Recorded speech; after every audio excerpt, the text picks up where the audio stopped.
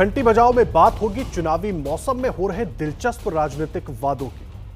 तमिलनाडु की Madurai south seat से चुनाव लड़ने वाले एक निर्दलीय उम्मीदवार थुलाम सर्वानन ने अपने घोषणा पत्र के नाम पर एक खास विज्ञापन निकाला। उन्होंने इसमें वादा किया कि अगर वो चुनाव जीते तो अपने क्षेत्र के लोगों को चांद पर 100 दिन की छुट्टियां बिताने के लिए भेजेंगे। हर घर को 20 लाख की कार और एक छोटा हेलीकॉप्टर दिया जाएगा। इसके अलावा मुफ्त आईफोन, 3 मंजिला मकान, लड़की की शादी पर 800 ग्राम सोना और युवाओं को रोजगार शुरू करने के लिए 1 करोड़ रुपए दिए जाएंगे। इन चुनावी वादों को देखकर हर कोई चौंक गया, लेकिन सामाजिक कार्यकर्ता और निर्दलीय उम्मीदवार सर्वानन का कहना है कि ये वादे दरअसल उन राजनीतिक दलों पर तीखा तंज है जो अपने घोषणा पत्रों में हवा-हवाई वादों की झड़ी लगा देते हैं। इस चुनाव में तमाम राजनीतिक दलों ने ऐसे वादे किए हैं। असम से बंगाल तक मुफ्त शिक्षा से लेकर बसों में मुफ्त सफर की सुविधा देने जैसी बातें घोषणा पत्रों में कही गई हैं। केरल में चुनाव लड़ रहे एक उद्योगपति ने कहा कि अगर वो चुनाव जीते तो लोगों को अपने खर्चे पर 2022 का फुटबॉल विश्व कप दिखाने कतर ले जाएंगे। लेकिन मुफ्त वादों की इस राजनीति का सबसे बड़ा केंद्र है तमिलनाडु, जहां वोट के लिए टीवी से लेकर वॉशिंग मशीन तक बांटी जाती है। जनता के पैसे से जनता को ठगने के इस खेल पर ही है हमारी आज की कवर स्टोरी।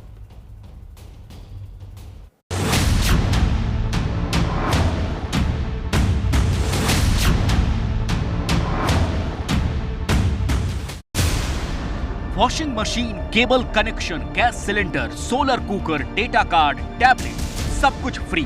ये किसी ऑनलाइन शॉपिंग पोर्टल की फेस्टिवल सेल नहीं, बल्कि तमिलनाडु की the great election cell.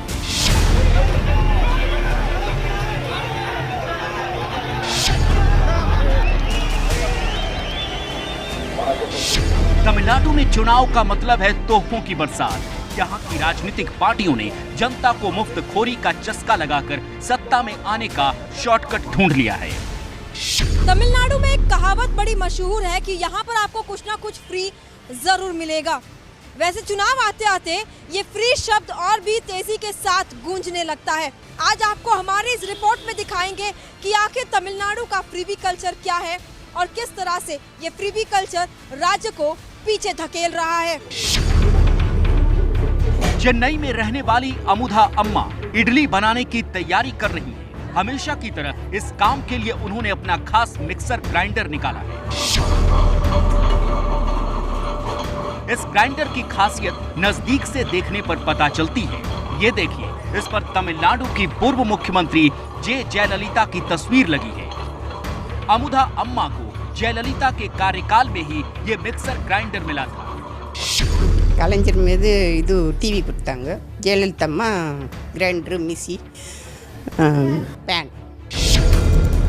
Amudha अम्मा ने हमें बताया कि इस मिक्सर ग्राइंडर के साथ उन्हें एक पंखा भी मिला था जो अब खराब हो चुका है। यही नहीं, जयललिता से पहले जब डीएमके के करुणानिधि मुख्यमंत्री बने तो तोहफे के तौर पर कलर टीवी दिया गया था। इसी तरह तुलसी अम्मा के घर में भी जयललिता के फोटो वाला मिक्सर ग्राइंडर चल रहा है।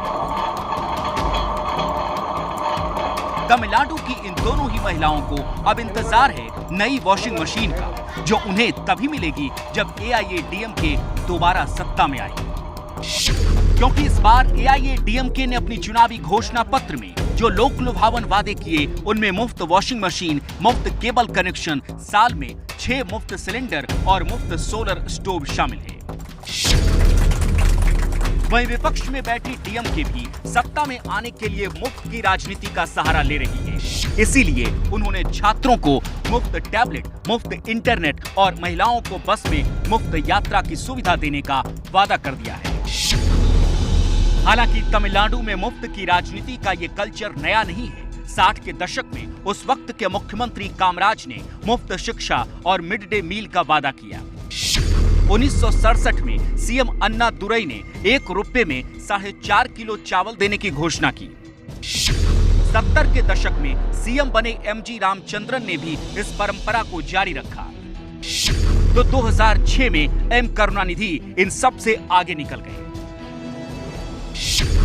इस छोटे से घर में रखा ये कलर टीवी है जिसे करुणानिधि के कार्यकाल में तमिलनाडु के लोगों को बांटा गया। 2006 में चुनाव जीतने पर लोगों को मुफ्त कलर टीवी बांटने के करुणानिधि के वादे ने असर भी दिखाया।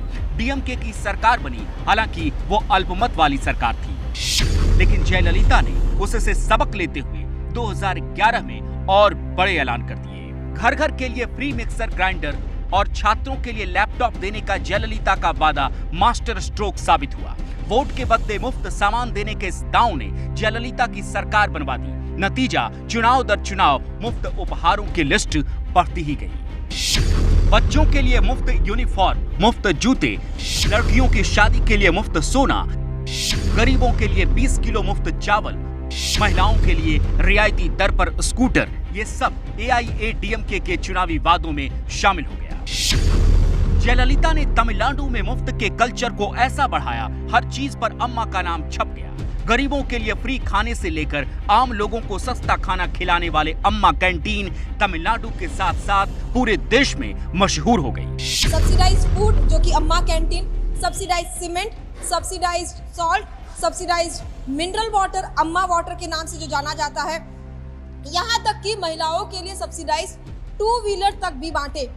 और जिस तरह से ये सारे स्कीम्स वोट में तब्दील होते दिखे, और यही कारण है कि बाकी राज्यों में भी नेशनल और रीजनल पार्टीज ने भी कुछ इसी तरह का तरीका अपनाया। चुनाव जीतने के लिए मुफ्त की राजनीति इन पार्टियों के लिए भी आसान होती है, क्योंकि बिना कुछ किए उन्हें वोट मिल जाते हैं और सत्ता में आने के बाद कोई उनसे उनके काम का हिसाब भी नहीं मांगता।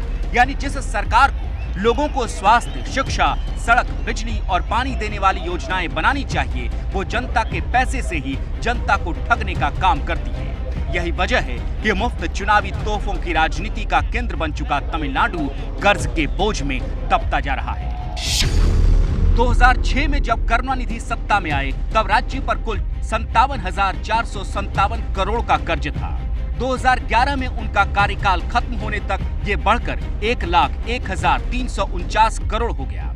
2016 में जयललिता के समय ये कर्ज 1,81,036 करोड़ पर पहुंच गया और अब यानी 2021 में तमिलनाडु पर 4,82,502 करोड़ का कर्ज हो चुका है। अनुमान है कि 2022 में बढ़कर 5,70,189 करोड़ तक पहुंच जाएगा।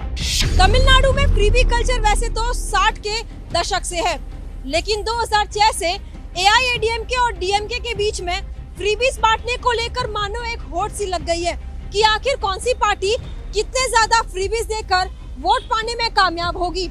और यही कारण है कि लगातार जिस तरह से ये फ्रीबी कल्चर बढ़ रहा है, उसने राज्य को फिस्कल फ्रंट पे काफी पीछे धकेल दिया है और लगातार राज्य पर कर्ज जो है वो बढ़ता जा रहा है। लेकिन क्या इस बार भी तमिलनाडु की जनता इन फ्रीबीज को लेकर वोट करेगी या वाकई असली मुद्दों को देखकर पार्टियों को वोट करेगी, ये देखना दिलचस्प होगा। कैमरा पर्सन M वेंकटेशन के साथ पिंकी राजपुरोहित, ABP न्यूज, चेन्नई। घंटी बजाओ में अब बात राजनीति के फेर में जनता के पैसे की बर्बादी की। यूपी के पूर्व CM अखिलेश यादव ने अपने कार्यकाल में लखनऊ में एक भव्य इंटरनेशनल सेंटर बनवाने का काम शुरू करवाया। 2017 में सरकार बदली तो करोड़ों की लागत से बना वो सेंटर सफेद हाथी बनकर रह गया। सवाल है कि इस बर्बादी के लिए आखिर जिम्मेदार कौन है?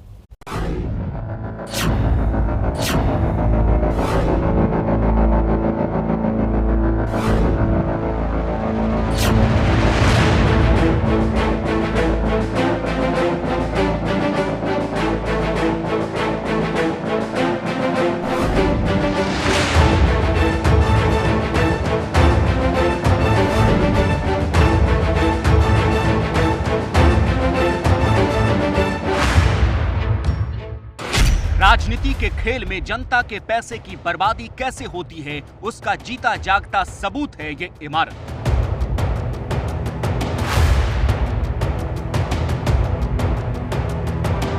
खंडहर से दिख रही इस इमारत का नाम है जयप्रकाश नारायण इंटरनेशनल सेंटर।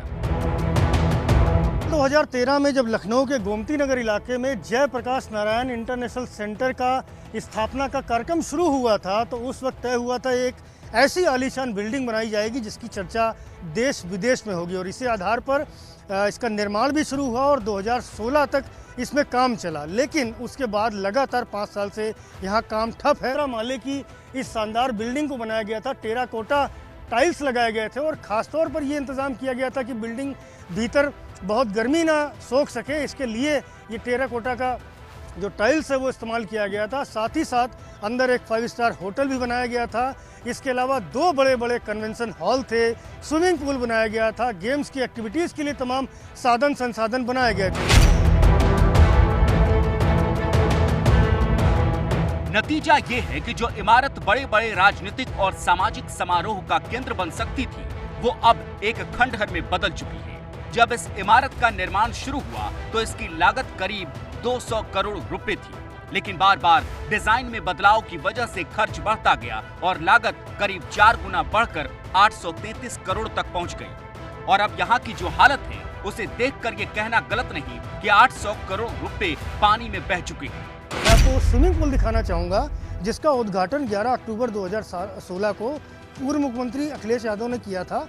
और आप देख सकते हैं ये इंटरनेशनल लेवल का स्विमिंग पूल है, बहुत बड़ा है और इस पर कंपटीशन भी अखिलेश यादव ने करवाया था। ऑल वेदर ये स्विमिंग पूल है। इसकी खूबी है कि इसमें आप जाड़ों में भी कंपटीशन करा सकते हैं। इसी तरह सेंटर में बने स्पोर्ट्स कॉम्प्लेक्स, कन्वेंशन ब्लॉक और पार्किंग ब्लॉक की हालत भी खराब हो चुकी है। इमारत के निर्माण में लगने वाला सामान भी रखे रखे खराब हो रहा है। यहाँ तक कि जिन जयप्रकाश नारायण के नाम पर ये इमारत बनाई गई, उनका म्यूजियम भी जर्जर हालत में है। बोर्ड पर जंग लग चुका है, मूर्ति पर चढ़ी माला भी न जाने कब से बदली नहीं गई। कई बार सरकारों में आपसी मतभेद होता है, ऐसे में मौजूदा सरकार पूर्व की सरकारों में किए गए कामों की जांच कराती है। कुछ ऐसा ही हुआ JPNIC के साथ में, जब इसकी पूरी जांच LDA को दी गई। 4 साल बीतने के बावजूद भी अभी तक इस निष्कर्ष पर नहीं पहुंचा जा सका है कि वास्तव में दिक्कत हुई कहाँ, गड़बड़ी हुई कहाँ। एक सुझाव ये भी है कि अगर सरकार नहीं चाहती कि इस बड़ी सी बिल्डिंग को चलाने का खर्च झेला जाए, तो ऐसे में कहीं ना कहीं निजी हाथों में दे करके इससे राजस्व भी कमाया जा सकता है। लेकिन फिलहाल ऐसी कोई कवायद नहीं की जा रही है। मामला कुल मिलाकर फाइलों में उलझा हुआ है।